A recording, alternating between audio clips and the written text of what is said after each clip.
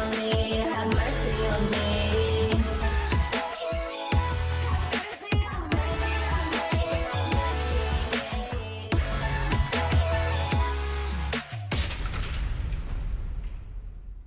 So why is everybody so worked up about what Matt Walsh said? Everything he said about Dylan Mulvaney was true. I don't understand what everybody's so upset about. was being too mean. He wasn't nice enough. We're gonna actually watch the clip of what he said. It's like a letter he wrote and he's reading it out loud to Dylan Mulvaney on his YouTube channel. So let's just watch that real quick.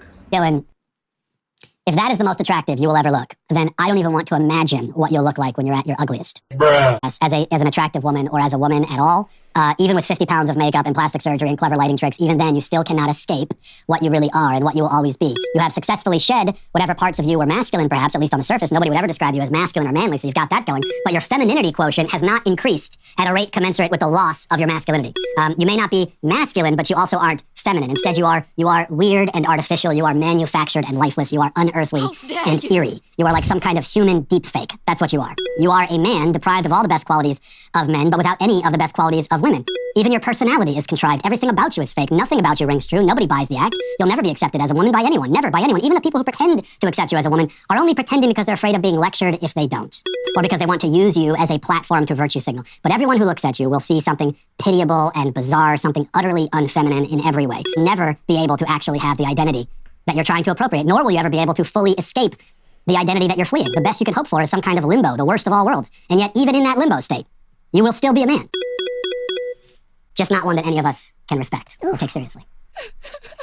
But other than that, champ, you're doing great. And then let's watch these clips. Insults Dylan Mulvaney as eerie, weird, and bizarre. You can get the point across without saying that. There's nothing he said that isn't true, but it accomplishes nothing. Factually, he's not wrong. If your job is to win hearts and minds, I don't think this is the best way to do it. It doesn't really make sense to me, especially conservatives. That doesn't add up. I just don't see what the uproar is. Most of us have seen other Matt Walsh content. He's literally gone through and been nice before. For probably years at this point. There was always the science explanations, there's always the facts, there's always the statistics with it. He wasn't being a douche, but now, when he's very direct, doesn't make sense. I mean, if you gotta understand he's a Christian, okay? Matt Walsh is a Catholic, he believes in Jesus Christ. And Jesus was not walking around here being nice to everybody. Jesus didn't sugarcoat shit. There's plenty of verses in the Bible where Jesus is telling it like it is. And people didn't like what he was saying so much, they disagreed with him so much, they killed him.